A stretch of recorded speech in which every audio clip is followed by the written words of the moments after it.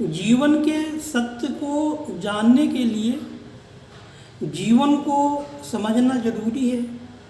जिस समय मनुष्य का जन्म होता है तो जन्म में जो ये शरीर है ये माता पिता का कर्म है, इसका जीव से जीवन से कोई लेना देना नहीं है। जिस समय भ्रूण में जीवन उतरता है उस समय जो है ब्रह्मरंध्र है, हमारे सिर के में ब्रह्मरंध्र है, ब्रह्मरंध्र के द्वारा जीवन भ्रूण के अंदर जाता है और जीवन जो है वो ब्रह्मरंध्र खुले रखता है कि अगर उसे शरीर पसंद नहीं आएगा तो निकल जाएगा। तभी आपने देखा होगा मरे बच्चे भी पैदा होते हैं। अब जब जीवन उस शरीर के अंदर प्रवेश कर जाता है तो जीवन के साथ में जो है जो कुछ वो ला रहा है वो क्या ला रहा है, जानकारियाँ ला रहा है। जानकारियों को ये संचित कर्म कहते हैं। जैसी जानकारियाँ होंगी, जैसे संचित कर्म होंगे, वैसा ही झुकाव होगा उसका, वो वही करेगा। जीवन की जो ऊर्जाएं हैं सब उसी ओर लग जाएंगी और समय जानकारियों को जो है हम जो है बदल सकते हैं, अपने झुकावों को नियंत्रित कर सकते हैं जागरूकता के द्वारा। सचेतन होकर के, ध्यान दे करके, जागरूक होकर जानकारियों को हम नियंत्रित कर सकते हैं। अगर जानकारियाँ झुकाव हमारे नियंत्रित हो गए तो जीवन ऊर्जाएं जो है वो भी नियंत्रित हो जाएंगी, उन्हें नियंत्रित कर लिया जाएगा। समय को नियंत्रित नहीं कर सकते हैं और अगर ये तीनों नियंत्रित हो जाएं तो मुक्ति कन्फर्म हो जाती है कि वो जीव जो है इस साइकिल से मुक्त हो जाएगा, वो जन्म जन्मांतर के पुनर्जन्म के चक्कर में नहीं पड़ेगा। अब जीव का जब जन्म होता है तो इसके बाद साथ में मृत्यु भी निश्चित है और जन्म और मृत्यु के बीच का खेल है। अब वो जैसी जानकारियाँ हैं, जैसी उसके संचित कर्म है, उसी प्रकार का उसे जो है करना पड़ता है। अब यहाँ पर आत्मज्ञान हो जाने पर जीवन का निश्चित रूप से कल्याण हो जाता है। आचार विचार व्यवहार सब में परिवर्तन आ जाते हैं, क्योंकि जीवन जो है ना तो मन है, ना मन विचारों का ढेर है, प्रभावों का ढेर है, शरीर भोजन का ढेर है। देखिए ये छोटा सा बच्चा जब पैदा होता है तो भोजन कर कर के इतना बड़ा शरीर बना लेता है। तो शरीर ये भोजन का ढेर है। मिट्टी भोजन में परिवर्तित हुई, भोजन शरीर में बना, शरीर फिर मिट्टी में चला जाएगा। अब जीवन इससे चला जाएगा। अब जीवन क्या चाहता है? जीवन शरीर में जो है सिर्फ इतना चाहता है पोषण, क्योंकि शरीर मंच है जहाँ पर जीवन का प्रदर्शन हो रहा है।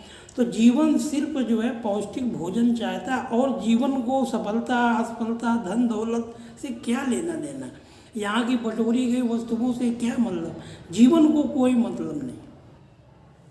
फिर भी मनुष्य जो है मन को ही समझ लेता है कि हम मनी हैं। मन के अंदर याददाश्त है, कल्पनाएं हैं, जानकारियां हैं, उन्हीं को याददाश्त कहते हैं। जानकारियों से विचार बनते हैं, विचार से भावनाएं बनती हैं और उन्हीं से नाटक बनते हैं, कहानियां बनती हैं। मन ही है कि शरीर के अंदर ऐसा है कि जिसके अंदर मनुष्य ने एक अपनी पूरी दुनिया बना ली है और उसी दुनिया के अंदर रहता है। वहाँ विचारों और भावनाओं के आंधी और तूफान चल रहे हैं। सामने भी सत्य है, उसे भी नहीं देख सकता है। उसने अभी तक अधिकतर मानवता ने जीवन का अनुभव ही नहीं किया कि जीवन है क्या।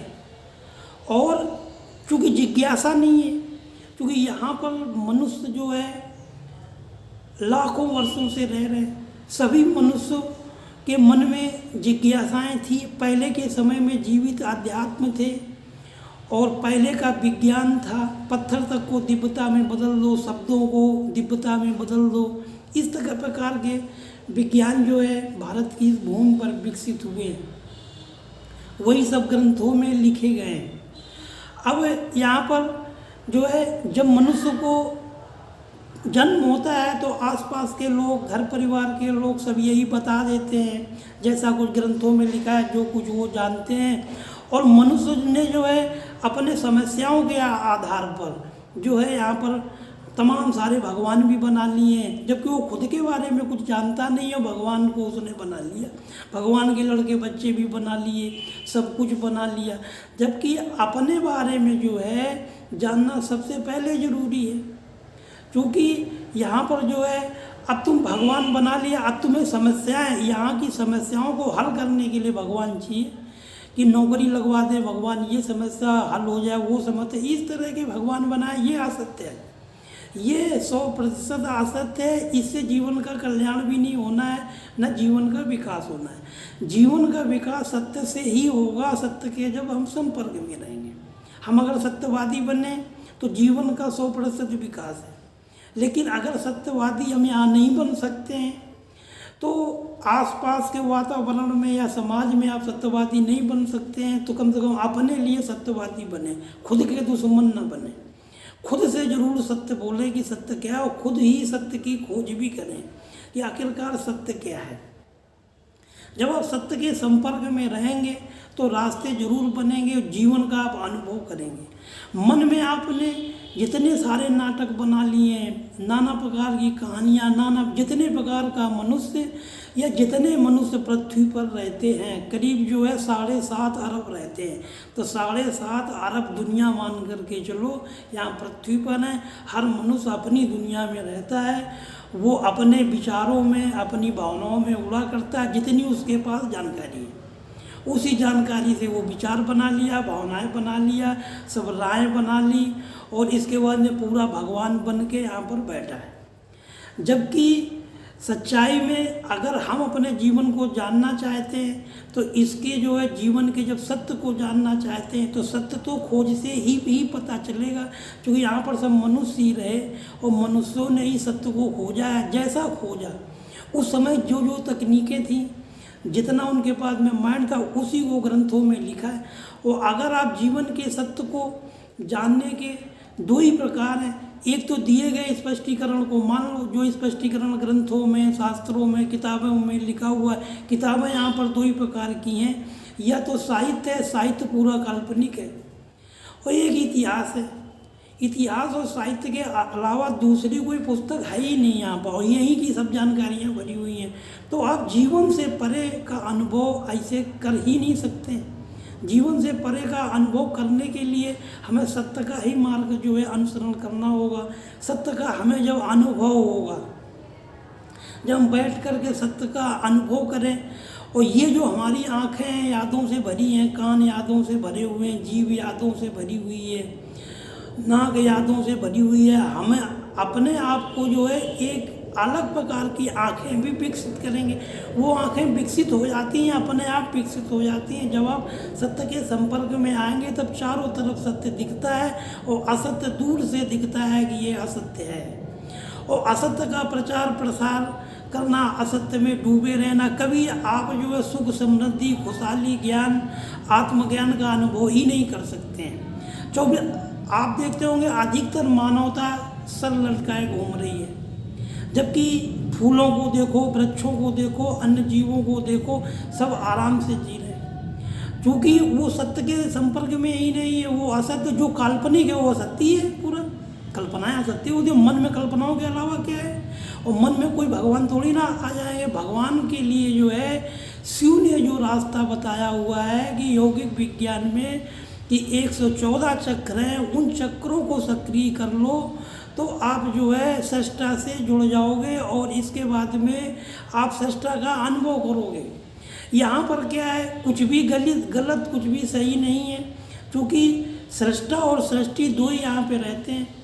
अब जब हम सृष्टा की पूजा करते हैं और सृष्टि की बुराई करते हैं, सृष्टि में सही गलत का चुनाव करते हैं, सत्य असत्य का करते हैं, यहाँ पर देखते हैं ये गलत है, वो बुरा है, उसकी बुराई करते हैं, तो सृष्टि की बुराई करके सृष्टा का पूजा पाठ करना बेकार ही है। जब सृष्टा भी देख रहा होगा कि आप कितने आत्मज्ञानी हैं, कितना आपके पास में आत्मज्ञान है, ये ब्रह्मांड ऊर्जा का पूरा स्वरूप है। ऊर्जाएं ही जो है यहाँ पर अनेक रूपों में परिवर्तित हुई हैं। जिस प्रकार से जीवन ऊर्जा परिवर्तित होकर हमारा ये शरीर बनता है, शरीर जीवन ऊर्जा का परिवर्तित रूप है। सब जीवन ऊर्जाओं से ही बना हुआ पूरा ब्रह्मांड ऊर्जा का रूप है। शिव ने खुद ही यौगिक विज्ञान में कहा है कि ये ब्रह्मांड इस प्रकार से है कि इसको राई के दाने के अंदर समेट सकते हो। हम कहते हैं ये हमारा शरीर तुम्हारा शरीर हो सकता है, लेकिन हमारा जीव तुम्हारा जीव नहीं, जीव सब बराबर है, जीवन सब बराबर है। हर जीव के अंदर पर्याप्त क्षमता है पूरे ब्रह्मांड को अपने अंदर हासिल करने की। हर जीवन को पूरी क्षमता है जीवन के अंदर पूरे ब्रह्मांड को डाउनलोड करने की, ब्रह्मांड को जो है धारण करने की। उसके लिए आत्मज्ञान की जरूरत है। चक्रों को जागृत करें। 114 चक्र है, इनमें से जो है 7 चक्रों का वर्णन यहाँ पर आप भी सुनते होंगे। मूलाधार चक्र, स्वादिष्ठान चक्र, मणिपुर चक्र, अनाहत चक्र, विशुद्ध चक्र, आज्ञा चक्र, सहस्राहार चक्र। इन चक्रों को जागृत करने के साधन है, आसानी से जागृत हो जाते हैं। बहुत जल्दी आप आत्मज्ञान प्राप्त कर लेंगे, किसी भी पाखंड और असत्य से जो है दूर हो जाएंगे। असत्य को जब अपने जीवन में हम बढ़ाएं ही ना, जीवन से ख़त्म कर दें, तो जब असत्य को आप हटा देंगे तभी आप अध्यात्म के मार्ग पर जो है चल पाएंगे और अध्यात्म को समझ पाएंगे और आत्मज्ञान को पा पाएंगे। वीडियो को लाइक करना, शेयर करना, सब्सक्राइब करना।